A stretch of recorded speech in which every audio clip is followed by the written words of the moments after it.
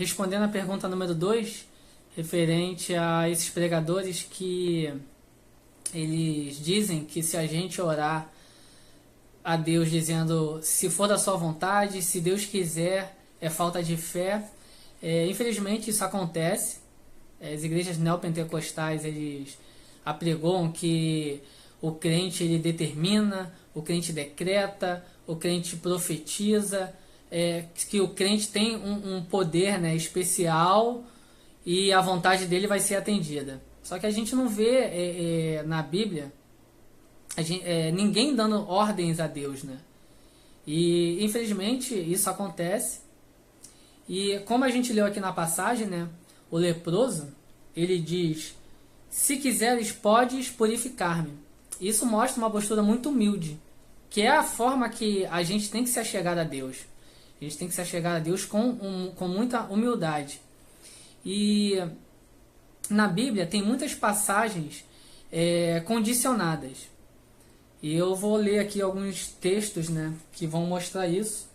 Um texto que eu quero ler com vocês está em Gênesis, no capítulo 4, né, versículo 7, que é dentro do contexto lá da oferta de Abel e Caim, que Deus se agrada da oferta de Abel e não da de Caim. E no versículo 7 diz: se procederes bem, não é certo que serás aceito? Se todavia procederes mal, eis que o pecado jaz à porta, o seu desejo será contra ti, mas a ti cumpre dominá-lo. Então aqui é um exemplo, né, de um texto condicionado, né? Em Deuteronômio, capítulo 28, versículo 1 e versículo 2.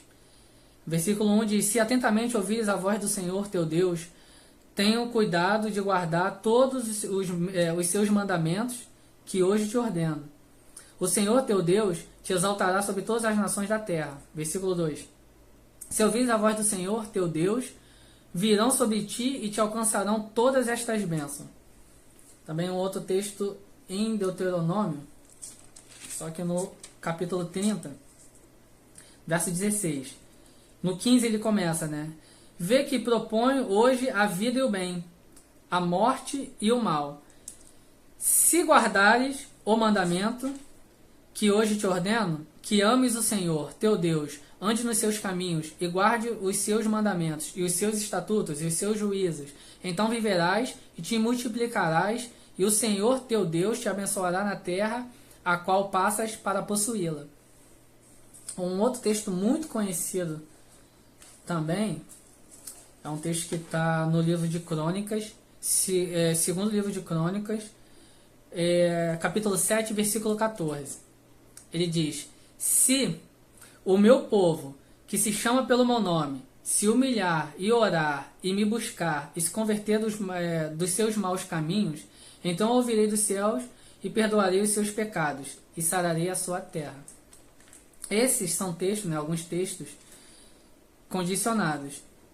Tem uma passagem também em Tiago, no capítulo 4, que fala sobre a falibilidade dos projetos humanos, que é um texto que está no capítulo 4, nos versos 13 a 15.